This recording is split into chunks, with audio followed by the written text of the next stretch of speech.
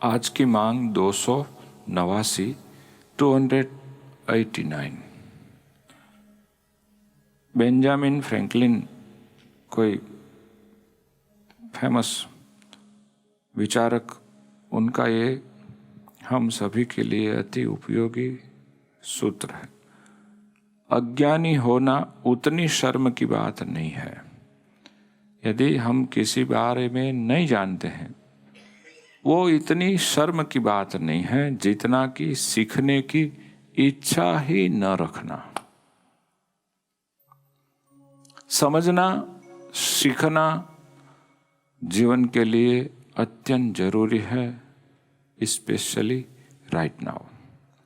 आजकल एवो जमानो આવી ગયો છે કે હવે જો કોઈ નિત્ય નવું ન શીખે તો વહેલામાં વહેલા ફેલ થઈ જાય।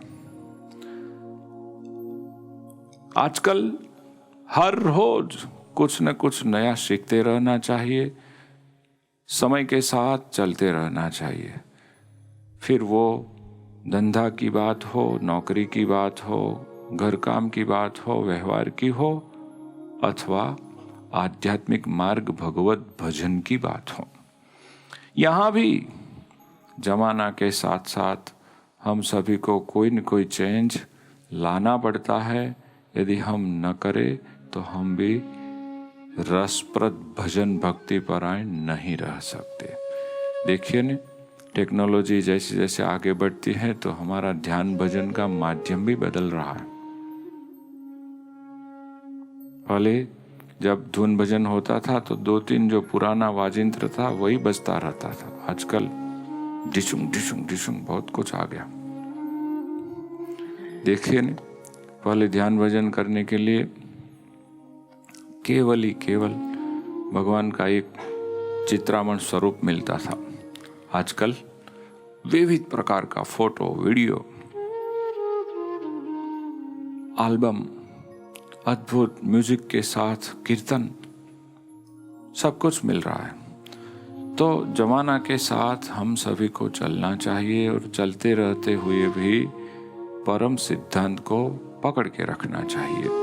लेकिन जब सीखने की बात ही चली जाए, समझने की बात चली जाए, जो आवश्यक है, जरूरी है, वही हम बोल जाए, वही सबसे बड़ी शर्मनाक बात है।